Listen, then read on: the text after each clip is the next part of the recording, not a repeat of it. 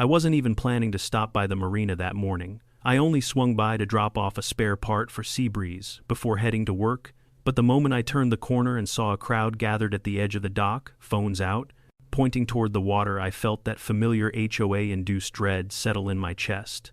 People weren't just watching, they were laughing, and when I followed their gaze, my heart stopped. My boat, my Seabreeze, was cruising out of the marina, music blasting so loudly I could feel the bass from shore. A group of women danced on the deck, spilling drinks and taking selfies like they were filming a music video. And at the helm, there she was, HOA Karen, pink sunhut. Smug smile, shouting, "Girls' day out, baby," as if she owned the ocean. I didn't know whether to scream or faint, but one thing was certain. She had just stolen the wrong man's boat, because she had no idea I worked with the Coast Guard. Before we jump into this unbelievable ride, drop a comment with your location and local time, and don't forget to subscribe for more crazy HOA drama. I wish I could tell you that this was the first time Karen had crossed a line, or even the second, but if you've ever dealt with an HOA Karen, you already know they don't have lines. They have opinions, loud ones, entitled ones, and somehow those opinions always seem to rewrite reality inside their heads. The drama had actually started months earlier. Long before she ever set foot on my boat, Karen lived just a few houses down from me in our waterfront HOA community, an expensive, well-kept neighborhood that really should have been peaceful, the kind of place retirees imagined when they pictured quiet sunrise walks by the water. That was before Karen moved in and began enforcing her own personal version of maritime dictatorship. Her first complaint about my boat came the week she noticed me polishing the chrome rails on a Saturday morning. She strutted down the walkway in her bright pink blazer, the same one she wore to every HOA meeting, like it was a superhero cape, and said, "You know, it's really unfair that some people have boats and some people don't." I looked up, confused, because I honestly thought she was joking. She wasn't. "Boats," she continued, hands on her hips, "should be considered a shared amenity for our community. It's selfish to keep yours tied up all the time." Mind you, I paid full price for Seabreeze. I paid for the slip, I paid insurance, maintenance, upgrades, fuel, everything. Karen didn't contribute a penny, but in her world, fairness meant redistribution of other people's property. That was the beginning. Over the next few weeks, she escalated things like only an HOA Karen could. She left notes on my door saying I should schedule community boating days. She cornered me outside my garage and said her nephew really wanted to try a luxury boat ride at least once. She even complained to the HOA board that my refusal to lend her my boat created division within the neighborhood. To the board's credit, they told her, that's not how boats work, but Karen wasn't deterred. She had this uncanny ability to twist logic like a pretzel and still act offended when people didn't agree with her. Meanwhile, I did what any sane person would do. I ignored her, or tried to. Lucky for me, I had Jim, my next-door neighbor and best friend. Jim was the kind of guy who showed up whenever there was chaos because he somehow knew it would be entertaining. He always had two things on him, his iced coffee and his phone camera. If HOA drama was a sport, Jim would have been an Olympic documentarian. Every time Karen confronted me, Jim somehow wandered out from behind a hedge or appeared on his porch like a wildlife photographer waiting for a rare bird to misbehave. "She's going to explode one day," he'd whisper, sipping his coffee. I didn't know he meant it literally, but nothing, and I mean nothing, prepared me for what she did that morning at the marina. Seabreeze wasn't just a boat, she was practically a member of my family. I'd spent years restoring her. New teak decking, custom upholstery, modern navigation, upgraded engine, the works. She was the kind of boat that turned heads, not because she was flashy, but because she was beautifully maintained. Karen knew this. She'd admired the boat often, but in that passive-aggressive way where she'd sigh dramatically and mutter things like, "Some people have all the toys," loud enough for me to hear. And yet, despite all that, despite every warning sign, I still somehow didn't imagine she'd be bold or stupid enough to actually steal it. But when I saw her earlier that morning, dancing on my deck with her gaggle of friends, everything suddenly made sense. This wasn't spontaneous. This wasn't impulse. This had been planned. Karen finally got what she wanted, a community boat day, except the community was just her and 3 HOA friends who enabled her every delusion. One of them was live streaming as Karen shouted, "Girls' day out on the HOA yacht." Another yelled, "Woo, Karen, you're the queen of the marina." My eye twitched. What really stunned me was how pleased Karen looked, like she had conquered a nation and was now parading through her new territory. She stood with one hand on the wheel, like some kind of discount cruise captain, and the other waving to strangers who looked more confused than impressed. For a moment, I just stood there, frozen. My brain couldn't wrap itself around the scene. It was too surreal. Jim, of course, appeared right beside me out of nowhere. He took one look at the boat, choked on his iced coffee, wiped his mouth, and said, "Bro, tell me this is a prank." I didn't even answer. I just kept staring at the floating circus act that used to be my peaceful weekend vessel. Jim lifted his phone. "Okay, but this is already going viral." The crowd at the dock grew as more people noticed the commotion. Karen's music echoed across the marina. And honestly, I think people stayed because it felt like watching a slow-motion train wreck. You didn't want to see it, but you couldn't look away. Then Karen spotted me. Her smile widened into something triumphant, and she shouted across the water, "Don't worry, I'm only taking her out for a quick spin." A quick spin? With 4 people? With drinks? With 0 boating experience? "With my boat?" Jim muttered. "Buddy, I think you're legally allowed to pass out right now." But I didn't pass out. My mind snapped into a very different kind of clarity. There was no reasoning with Karen, no polite conversation, no HOA complaint form. This was a stolen vessel, and I knew exactly who to call. I pulled out my phone, not hesitating for a second, not because I wanted revenge, but because I saw the way Karen was handling the wheel. She was jerking it too hard, overcorrecting her turns, drifting dangerously close to another boat's wake. She was going to hurt someone. Jim leaned in. "You're calling the HOA?" I shook my head. "No, I'm calling the Coast Guard." He blinked. Oh, this just got good." As I dialed, I kept watching Karen steer my boat like it was bumper cars. Her friends stumbled, grabbing the rails to avoid toppling over. Drinks spilled. Someone shrieked. Someone else laughed like they were immune to consequences. And that was Karen's whole problem. She always thought consequences were optional. But not today. Because today, she had stolen a boat belonging to someone she believed was just a regular homeowner. She didn't know my other uniform. She didn't know my badge. She didn't know who I worked alongside every week. She didn't know she had just messed with the Coast Guard. And as the call connected and I reported my stolen vessel, and the officer on the line immediately understood the seriousness of the situation, I felt something I hadn't felt in months. Relief, because for the first time ever, someone besides me was finally going to put a stop to HOA Karen. The call connected with a sharp click, and I heard the calm, clipped voice of a Coast Guard dispatcher on the line. It was strange. My blood pressure was skyrocketing, adrenaline pumping through me like I'd run a marathon. Yet the voice on the other end sounded like someone reading a weather report, steady, neutral, completely unaware that my morning had just turned into a maritime soap opera. "United States Coast Guard, what's your emergency?" I swallowed hard and forced my voice to stay steady. "My vessel has been stolen." That got a reaction, I heard typing. Rapid and precise. "Stolen. Understood. Do you have a visual on the vessel?" "Oh, I have a visual," I said, staring out at the spectacle on the water. "It's a 24-foot cruiser named Seabreeze, white hull, teak deck, currently being operated by—" I paused, because how exactly do you describe what I was seeing? By a blonde woman in a pink sun hat who appears to believe she's the queen of spring break? Jim snorted so loudly beside me the dispatcher might have heard it. "I'm sorry, sir," the dispatcher said. "Could you repeat that?" I closed my eyes for a second, regaining my composure. "A woman has taken my boat without permission.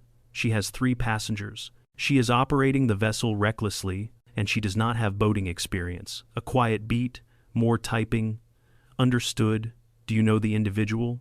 "Unfortunately, yes." I didn't say it out loud in those exact words. What I said was, "She's from my HOA." The dispatcher paused again, and I wondered if he was imagining the exact species of madness that comes out of a homeowners association.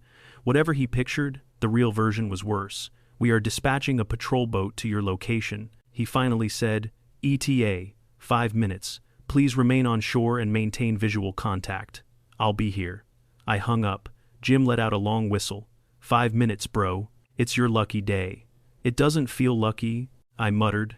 Karen was now standing on the bow, one hand raised like she was Leonardo DiCaprio in Titanic, except, instead of grace and romance, she radiated the unfiltered chaos of a woman who had never in her life been told no, and clearly didn't intend to start today.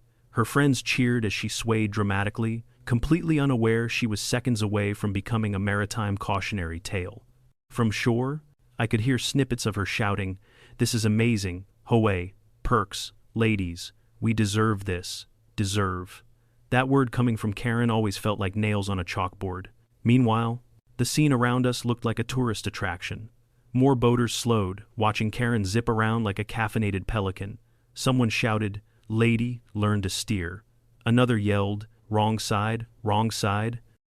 A fisherman in a tiny skiff paddled frantically out of her path, barely avoiding her wake. Karen's response, "She blew him a kiss." Jim groaned. "She's gonna go viral for attempted manslaughter. She's going to get someone hurt. Yeah, probably herself." I rubbed my forehead. This wasn't just embarrassing, it was dangerous. Seabreeze wasn't built for this kind of rough handling, and Karen was jerking the wheel like she thought the boat functioned on vibes alone. I saw her swing too hard into a turn, and her entire passenger group lurched, grabbing the railings to keep from tumbling overboard. One of the women dropped her drink and shrieked, "Karen, watch it." Karen laughed. "Relax, I watched a YouTube tutorial," Jim choked. "Bro, she watched a tutorial. You are in danger. No kidding." Then, in the distance, I spotted the Coast Guard patrol boat approaching. Sleek, fast, controlled by people who knew what the hell they were doing. They cut through the water with purpose, and for the first time that morning, the knot in my stomach loosened.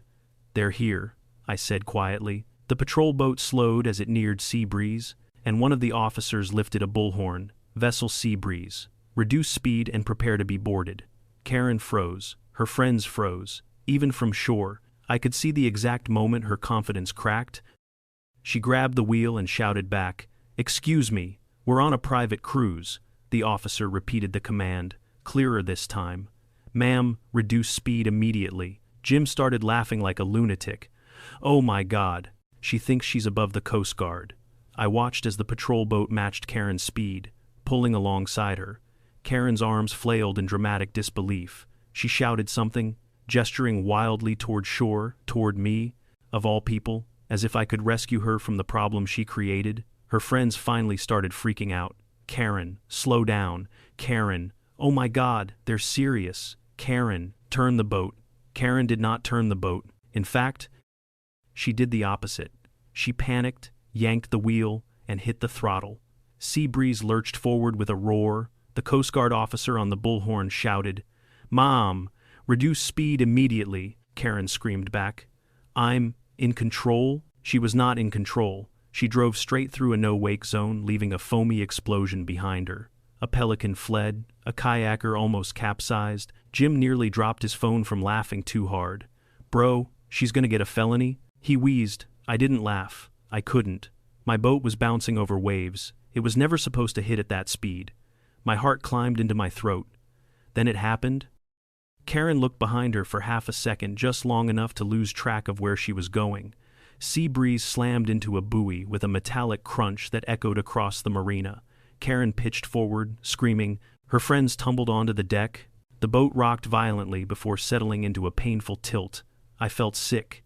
The Coast Guard acted instantly. Within seconds, they boarded the boat, shut off the engine, and pulled Karen away from the controls. And she, lost, her mind. "Let go of me," she shrieked. "I am borrowing this boat. I have rights." One officer calmly handcuffed her. Jim whispered, "You know what? Maybe this is my lucky day." The officers helped Karen's friends up, making sure they were uninjured. Then one officer looked toward shore and called out, "Are you the owner?" I raised my hand. Karen whipped her head around, eyes full of betrayal, as if I had crashed my own boat into a buoy. "This is your fault?" she screamed. "Why would you call them?" I stared at her. "Because you stole my boat, Karen. I borrowed it. You took it without permission. Well, I knew you'd say no." Jim let out a choking laugh. "Legal mastermind right there?" Karen glared at him. "Shut up, Jim." The Coast Guard officer beside her sighed deeply, like a man who had seen one too many idiots in his career. "Ma'am, you are being detained for unauthorized vessel use, reckless endangerment, and failure to comply with maritime regulations." Karen gasped as if he'd accused her of treason. But even then, handcuffed, embarrassed, surrounded by witnesses, she somehow still believed she could talk her way out of this. She twisted toward me, eyes desperate. "You're not going to press charges, right?" I looked at Seabreeze, dented, scratched, humiliated. Then I looked at the woman who caused it all, and for the first time that morning, I actually smiled. Before I could answer Karen's frantic question, the Coast Guard officers guided her toward the patrol boat, her feet shuffling awkwardly on the deck as she fought against the handcuffs like they were an insult to her dignity. Her friends huddled on the opposite side of Seabreeze, whispering urgently to each other, their earlier excitement replaced by a fear that suggested they were suddenly realizing, "Oh, this isn't fun anymore." Jim zoomed in on her face with his phone. "This is golden. I'm framing this. Christmas cards." I elbowed him lightly. "Jim, for once in your life, maybe don't antagonize her." He shrugged. "She already hates me. I'm just adding spice." Meanwhile, Karen was mid-tantrum, yelling at the Coast Guard like they were customer service employees inconveniencing her shopping experience. "You can't arrest me. I'm on an HOA-approved outing." One of the officers raised an eyebrow. "Mom, HOAs don't govern maritime law." "One, Mom?" Karen scoffed, flipping her hair dramatically well. She tried to flip it, but with her hands cuffed behind her, it just made her wobble like a disgruntled flamingo. "They should. If they did, this wouldn't be happening."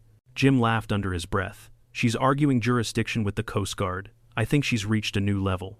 I watched, torn between fury and disbelief. I had seen Karen throw fits before at HOA meetings, at neighbors who parked half an inch over the property line, at dogs who dared to bark in her presence, but I had never witnessed a full meltdown on federal waters. Her friends, to their credit, gingerly approached me once the officers had secured her. We didn't know she wasn't allowed to use your boat," one said, avoiding eye contact. I blinked. "How would she have been allowed?" "Well," she said, "she had your permission." "Of course she did." The other friend piped in. "We thought this was like a neighborhood sharing program," Jim snorted. "It's not a library. You don't just check out a boat for Girls' Day."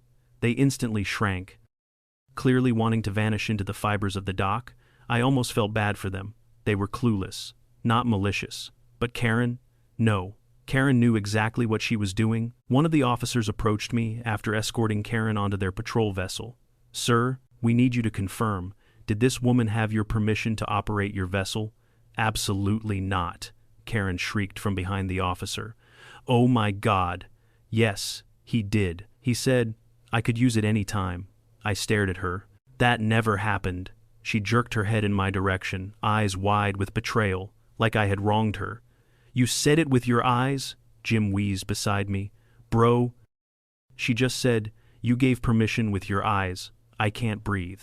The officer didn't even flinch. "Ma'am, that is not considered legal consent." "Yes, it is," she insisted. "In the HOA handbook it says, 'This isn't governed by your HOA,'" he repeated, far more patiently than she deserved. Karen gasped. "Well, it should be." At this rate, the man deserved a raise. 2 more officers boarded Seabreeze to assess the damage. One inspected the dented hull and shook his head sympathetically. "Looks like a hard impact. You'll need repair work. We'll document everything for your insurance claim." My stomach twisted.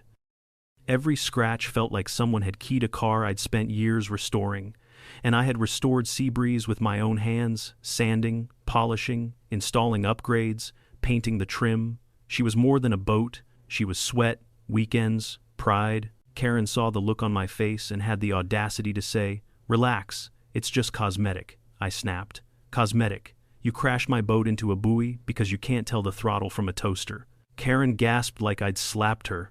"You are being so dramatic," Jim whispered. "Dude, your patience lasted longer than I expected." The officer beside me cleared his throat.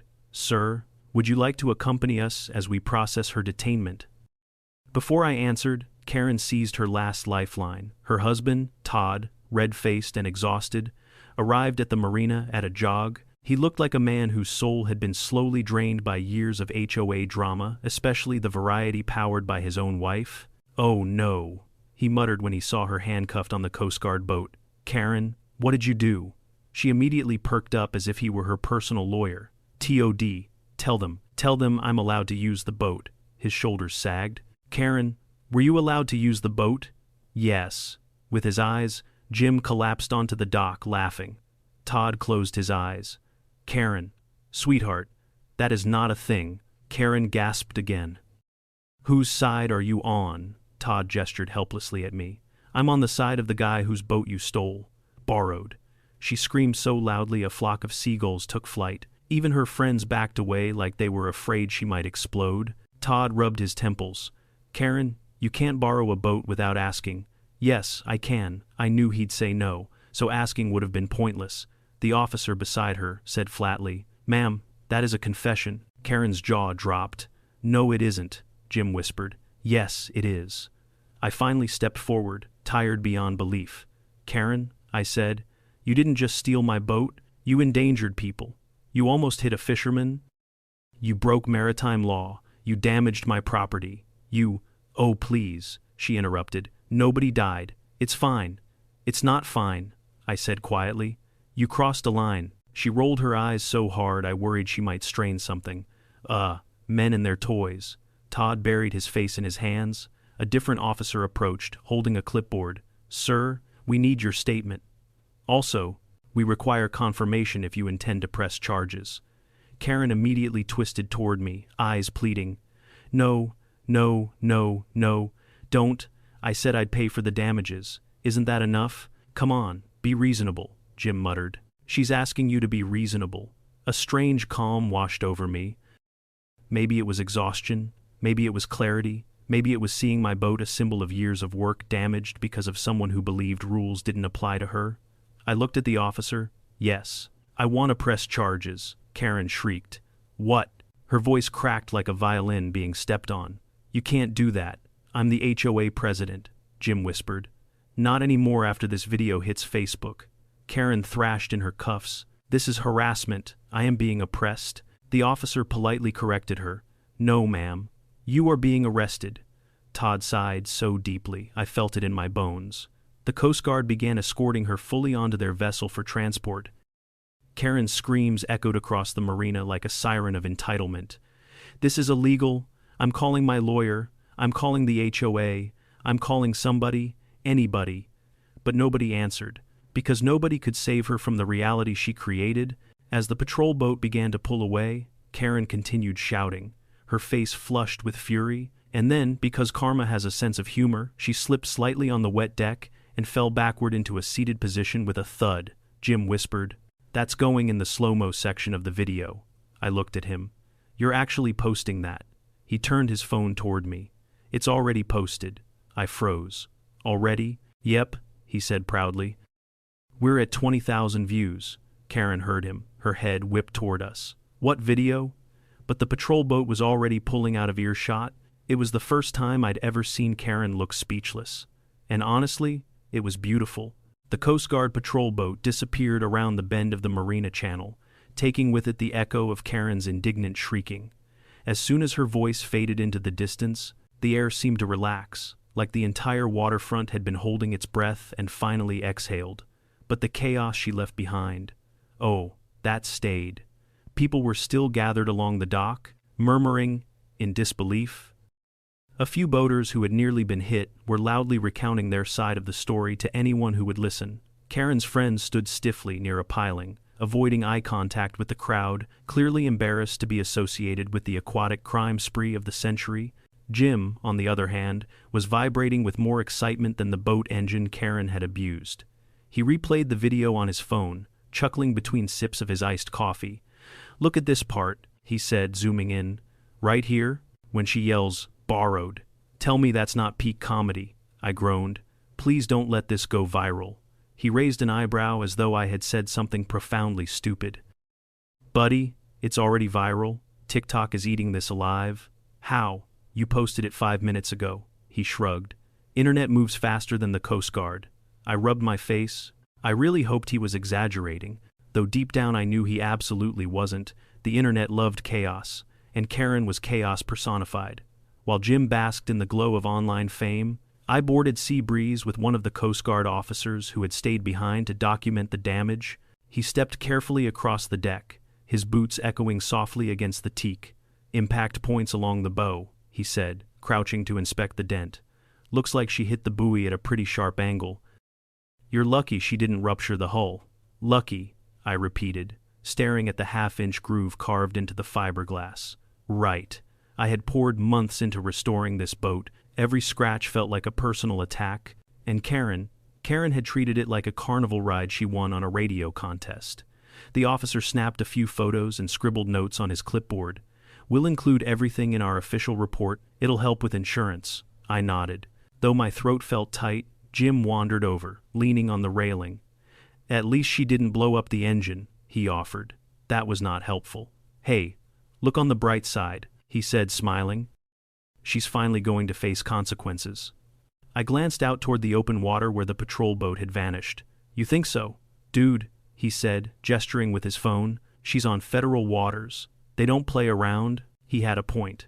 HOA Karen may have bullied neighbors, threatened fines, and thrown tantrums at board meetings, but none of that prepared her for dealing with actual law enforcement, especially not the kind with badges, boats, and zero tolerance for maritime insanity. Still, guilt tugged at me, not because I regretted pressing charges, but because drama always had a way of continuing long after the main event ended. And with Karen, the main event was somehow never the end. As if on cue, her husband Todd approached us, hands in his pockets, looking like a man walking into a storm he knew he couldn't stop. He sighed heavily. I'm sorry, he said, voice low. I don't even know what to say anymore. I crossed my arms, unsure whether to comfort him or lecture him. Todd, she could have seriously hurt someone. I know. He ran a hand over his face. I tried to warn her. I told her not to go near your boat. She said she was taking initiative. Jim snorted. She took initiative right into a felony. Todd didn't even argue. He just stared at the ground. She's always been like this, her whole life. My therapist says she's addicted to confrontation. You have a therapist? Jim asked. I have to, Todd replied without missing a beat. I'm married to Karen. That was fair. Todd let out a weary breath. I'll pay for the damages, all of them.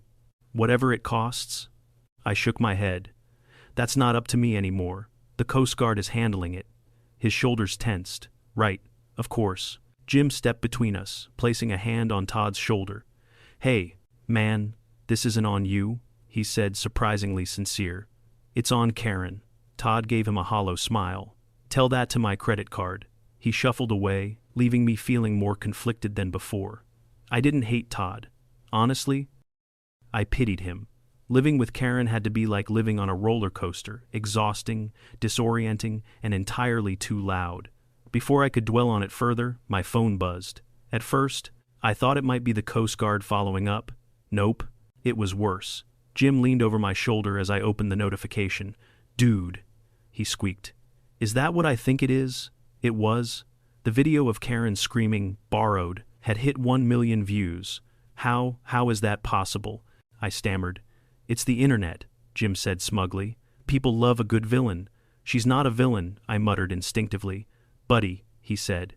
She stole your boat, nearly killed a fisherman, ignored the Coast Guard, and screamed HOA laws at federal officers. She is the Thanos of our marina. I sighed, resisting the urge to bang my head against Seabreeze's railing. As the officer finished documenting the damage, he turned to me. We'll file the paperwork today. Expect follow-up calls regarding charges. He nodded toward the dent on the bow. We'll also need the repair estimate once you get it. Understood, I said. He extended a hand. Again, sir, we're sorry this happened, but we're glad we arrived before things escalated further. I shook his hand. Me too. After he disembarked, Jim and I stood silently for a moment on the deck, staring at the water. It was calm again, smooth, peaceful, nothing like the chaos Karen had stirred up just minutes earlier. I gotta ask, Jim said suddenly, breaking the quiet. When she was driving around like a drunk flamingo, were you scared she'd flip the boat? Yes, like, legitimately scared. Yes, Jim. He nodded. Good, because I was terrified. He pocketed his phone, then grinned, but also entertained. I rolled my eyes. Of course you were.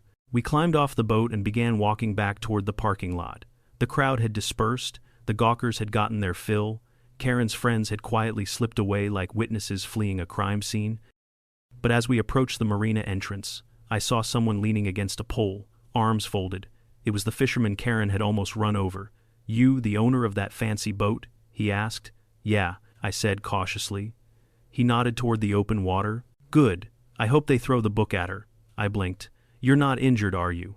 "No," he said, "but I have a fear of being murdered," and she triggered it. Jim laughed so hard he doubled over. The fisherman shook his head. "I've seen idiots out here, but she's in a league of her own. She thinks she's above the rules," I admitted. He snorted. "Well, the rules got her today." He trudged off toward his skiff, muttering about crazy HOA people. Jim slapped my shoulder. "You hear that? Even strangers know she's the final boss of entitlement." I wanted to argue. I wanted to defend something. Todd, maybe. But honestly, he was right. Karen didn't just break rules. She believed she was the exception to them. And today, reality had finally caught up to her. But even with her being hauled off, the chaos wasn't over, because a person like Karen doesn't just disappear quietly into consequences. She comes back louder, stronger, more dramatic, and as we walked to the parking lot, my phone buzzed again, this time with a message from an unknown number. It was the Coast Guard. They wanted me to confirm something that made my stomach drop all over again. Karen wasn't done, not even close. The message from the Coast Guard wasn't long, just a simple request for me to come to their local station to clarify details regarding the suspect's statements. Suspect. That word still didn't feel real, even though Karen had been carted off in handcuffs like an entitled tornado that finally met a brick wall. Jim leaned over my shoulder, squinting at the text. "Clarify details, dude. She's blaming you for something, guaranteed." I rubbed my temples. Of course she is. She probably told them she was borrowing it for community service or some other nonsense. Jim took a long sip of his iced coffee. "Nonsense is your polite word. I'd call it Olympic-level delusion." We agreed to head over right away, not because I wanted to see Karen again, but because the Coast Guard sounded like they needed help deciphering whatever alternate reality she had spun for them. The station wasn't far, just a short drive up the waterfront road. Along the way, Jim kept refreshing the views on his now famous video. 2 million, he announced. I grit my teeth. "Jim, don't fight it. Embrace the fame, buddy. You're the guy whose HOA president stole his boat. You're practically an internet legend." I didn't feel like a legend. I felt tired and annoyed and vaguely horrified that Karen might try to sue me for emotional distress or something equally ridiculous. When we walked into the Coast Guard station, an officer at the front desk nodded in recognition. "You're the owner of Seabreeze." "Yes," I said. "I got a message. Right this way," he replied, and directed us to a small office down the hall. Inside sat Officer Riley, the same woman who had calmly handcuffed Karen while Karen accused her of violating HOA bylaws. Riley had a folder open in front of her and a look on her face that suggested she had already been through at least 3 Karen outbursts since we last saw her. She gestured for me to sit. "Thanks for coming so quickly." We needed to verify a few points. Jim sat as well, uninvited. But Riley didn't stop him. She probably sensed he was an important witness, or maybe she just didn't have the energy to deal with another entitled personality today. Riley folded her hands. "First, the suspect Karen claims she had prior permission to operate your vessel." I let out a humorless laugh.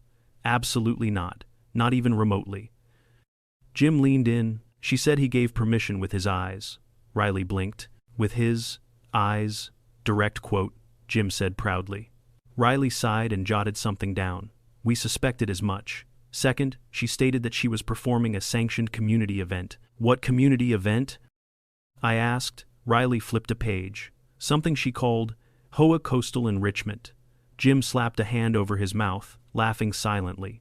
I stared at Riley, wondering if I had heard correctly. "HOA Coastal Enrichment, yes," she said, completely deadpan. "She claimed she was leading a neighborhood outreach program." I groaned. "She kidnapped my boat for a fake community event." "She insisted," Riley continued, "that as HOA president, she had authority to use neighborhood property as she saw fit. We informed her that your boat is not community property and that HOAs cannot override federal maritime regulations. And she didn't accept that. I guessed, no." Riley replied simply. "She did not." Jim leaned back smugly. "Called it," Riley continued, flipping another page. She also stated that she fled because she believed the patrol boat was, quote, attempting to ruin her outing. I pinched the bridge of my nose. "She thought you were ruining Girls' Day, Riley nodded. Correct. Jim slapped his knee. This is the best day of my life. Riley finally looked up from her notes and met my eyes. We needed your verbal confirmation to officially counter her claims on record. She's now facing up to 4 charges. Possibly more. I swallowed.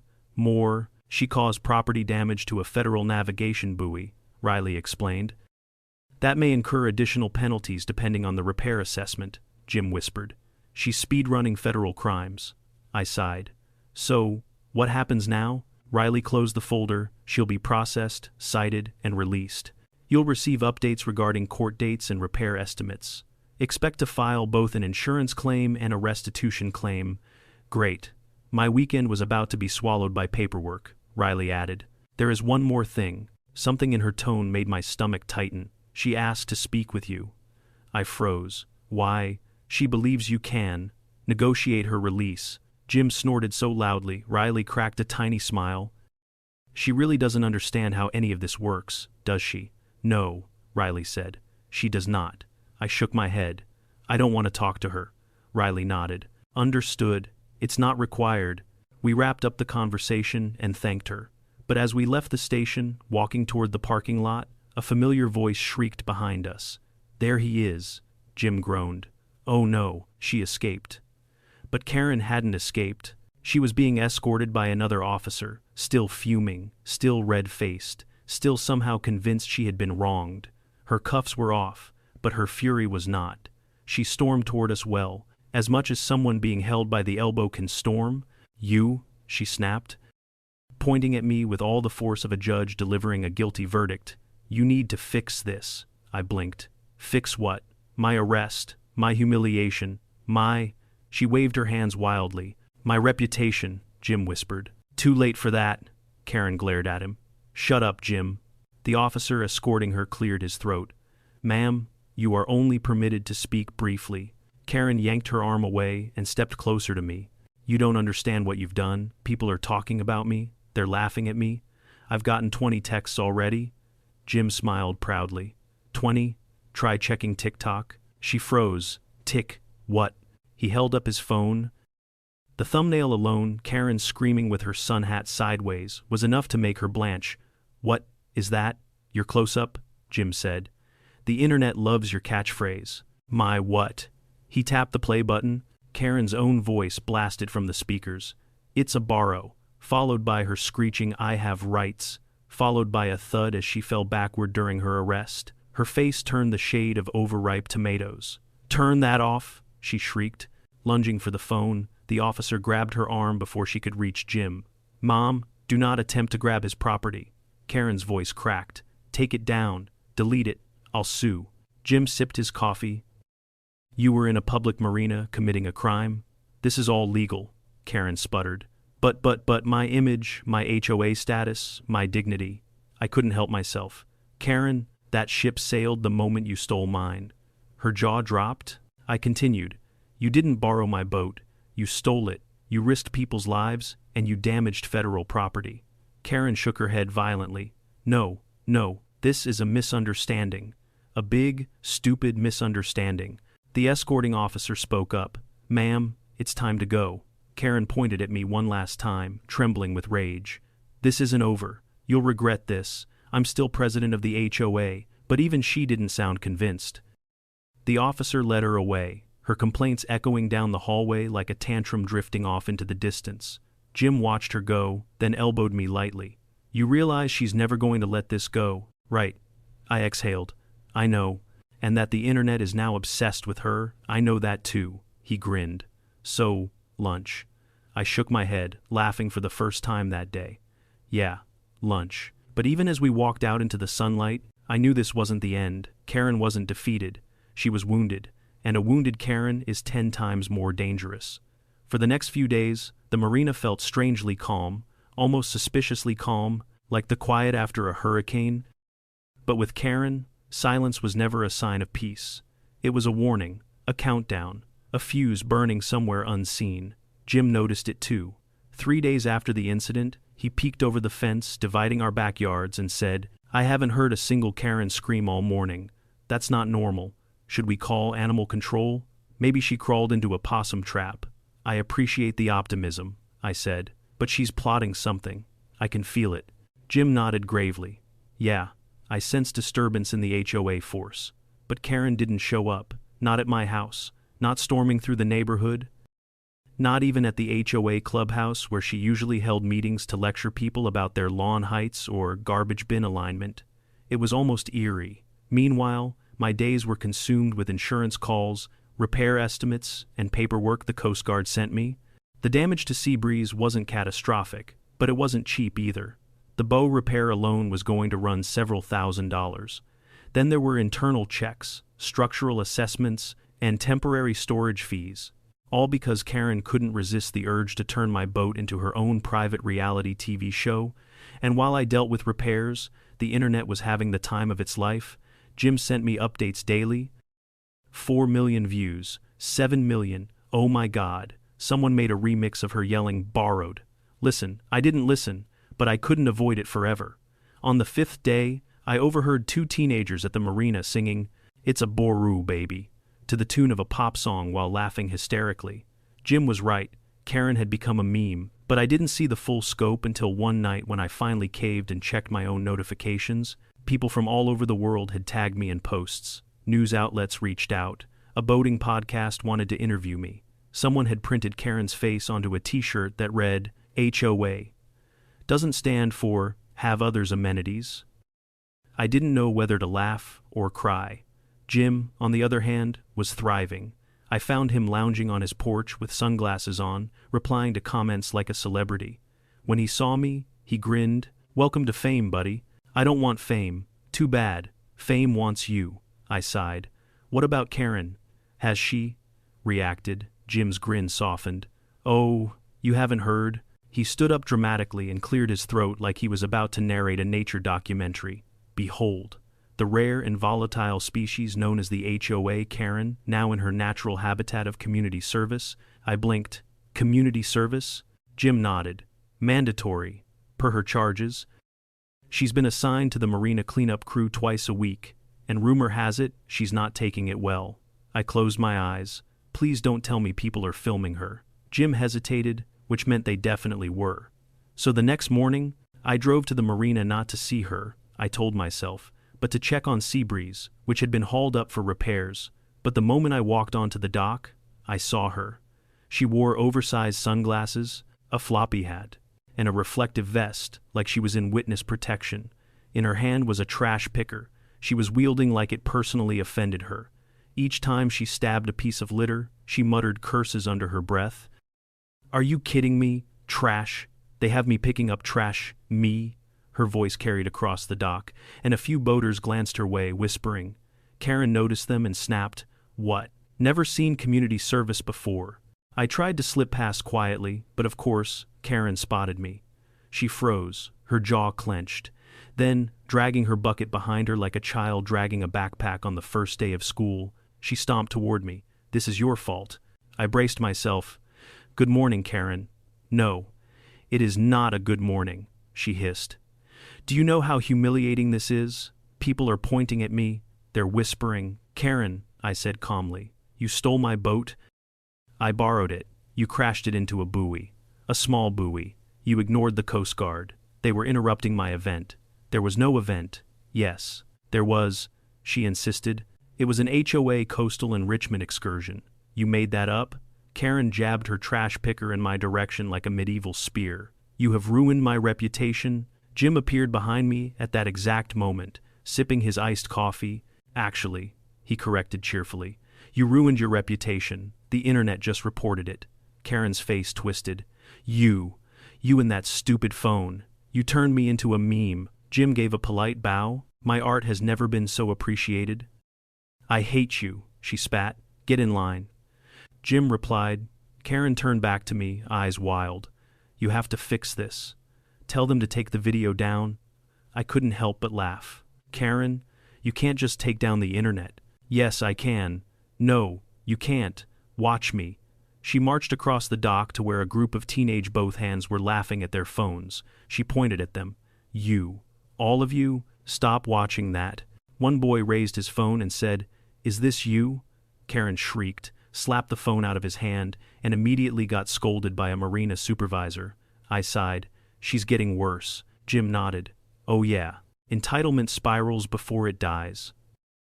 But the real surprise came later that afternoon. I was sitting on a bench near the repair shop, waiting for the latest estimate, when I saw Todd walking toward me. He looked more drained than before, like each day married to Karen, shaved off a year of his life expectancy. "Can I sit?" he asked quietly. Of course. He sat heavily, elbows on his knees. "I wanted to talk to you, apologize again, and explain something." I frowned. "Explain what?" He took a shaky breath. "Karen doesn't handle consequences well. She never has. She grew up getting everything she wanted. Her parents never said no. And when we married, I didn't realize she couldn't accept denial from anyone." I nodded slowly. "She thinks rules are obstacles, suggestions, not laws, and she truly believes she deserves special treatment." His voice cracked. "She thinks asking for permission makes her less than." I exhaled, finally, something that made sense, not justification, but insight. Todd continued. "She's terrified right now. Not of the Coast Guard, not even the charges. She's scared because she can't control the narrative, people laughing at her. It's her worst nightmare," Jim muttered. "Maybe she should have thought about that before becoming a nautical menace." Todd didn't argue. He looked at me again, eyes heavy. "I don't expect forgiveness, but I hope, maybe one day, you won't hate her." I shook my head. "Todd, I don't hate her. I just want her to stop hurting people." He nodded weakly. "Me too." We sat in silence for a moment, the waves gently lapping the dock. Then my phone buzzed. Another message from the Coast Guard. Jim leaned in. "What now?" I opened it. My stomach sank. "Oh no," I whispered. Jim's face lit up. "Ooh, I love when you say that." I handed him the phone. He read the message aloud. "In reviewing the suspect's statements and video evidence, additional liabilities have been identified regarding the damaged buoy. Please be advised that charges may escalate, and you may be required to give further testimony." Jim gasped dramatically. "She's leveling up. Karen has unlocked federal consequences." Todd groaned and buried his face in his hands, and I knew in my bones. We still weren't anywhere close to the end of this story. Karen's meltdown at the marina had been dramatic enough, but the aftermath, that's where the real chaos began. And not the loud, explosive chaos she was known for. No, this was quieter, more desperate, the kind of chaos that brews when someone realizes the world is no longer bending to their will. The Coast Guard's message had shaken me more than I expected. Additional liabilities, testimony required, escalating charges. Jim, of course, was thrilled. "This is amazing," he whispered. "She's speedrunning federal offenses like she's trying to unlock a STEAM achievement." "It's not amazing," I muttered. "It's exhausting." Todd sank deeper into the bench, as if hoping it would swallow him. "She's not going to handle this well," he said. "She's already furious about the community service. If she finds out, she might have to go to federal court." He didn't finish the sentence, but we all knew where it was going. Jim nodded gravely. "We might need to reinforce the HOA clubhouse windows." I ignored him and headed back to my truck. My brain needed silence, clarity, distance. But fate and Karen never allow such luxuries. That evening, as I prepped dinner, I heard the unmistakable sound of someone stomping up my driveway. Not walking, stomping, like a toddler mid-tantrum. Then my doorbell rang, 5 times. "Rapid fire," Jim texted immediately. "Jim, bro, did Karen just run to your door?" "Jim, I am watching from my window." "Jim, she looks like a flamingo that stepped on a rake."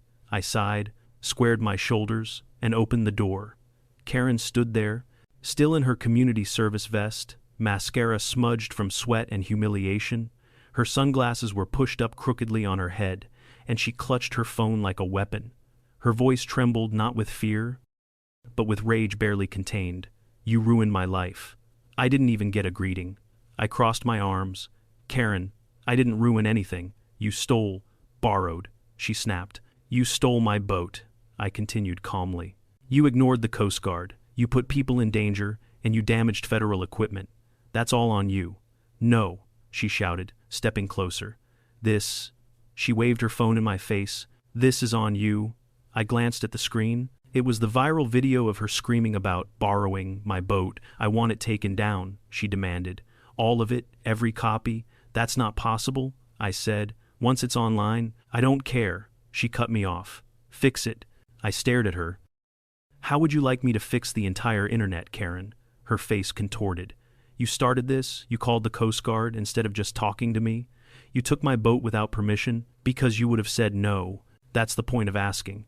She stomped her foot, and for a moment, I wondered if she genuinely believed stomping could rewrite reality. You don't understand what you've done, she cried. People are avoiding me, they whisper when I walk by.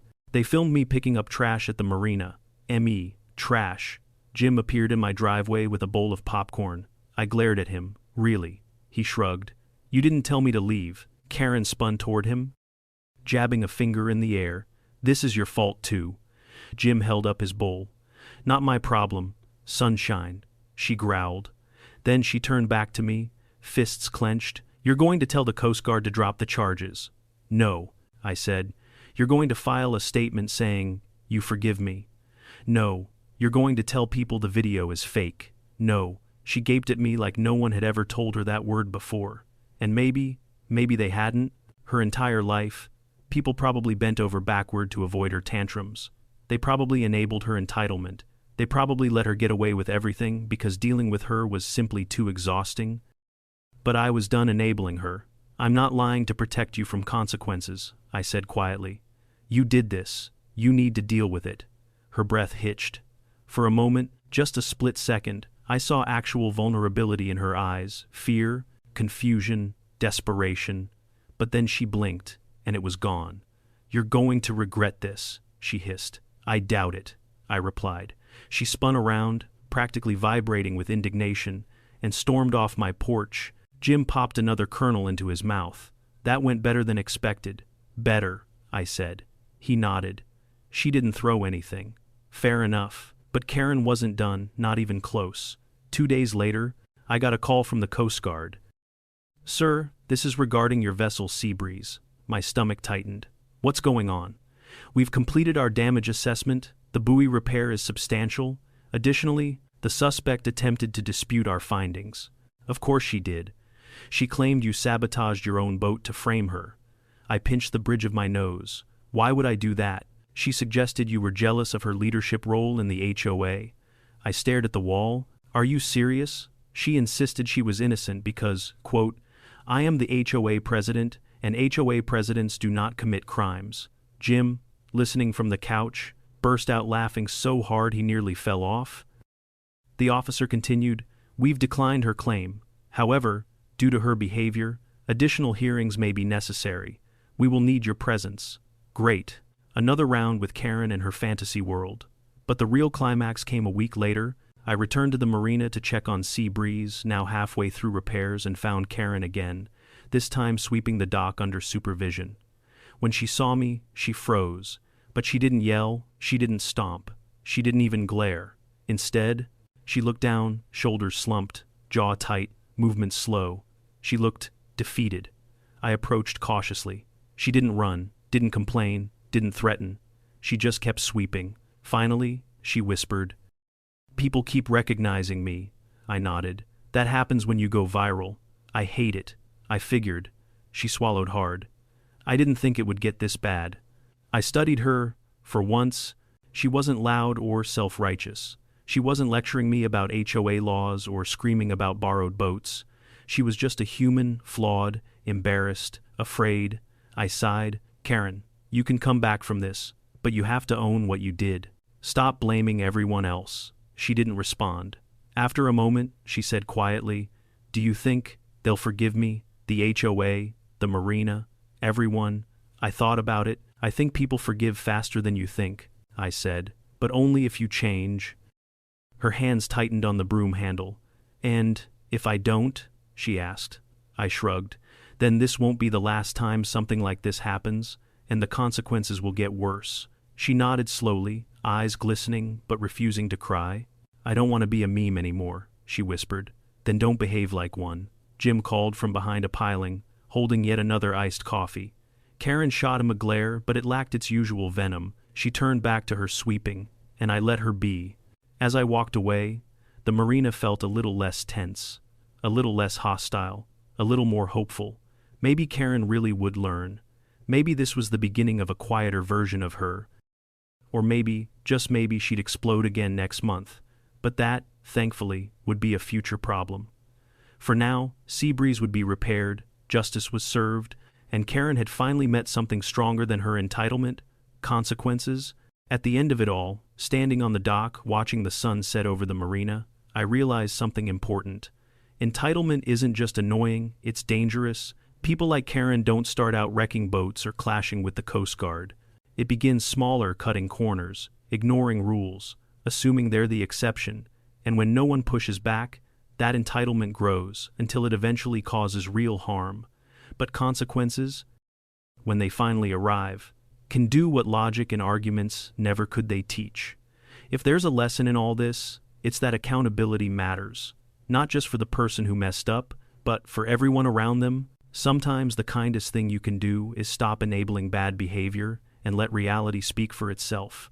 What would you have done in my situation? Comment below, and if you enjoyed this wild HOA saga, don't forget to like, subscribe, and stick around for more unbelievable stories.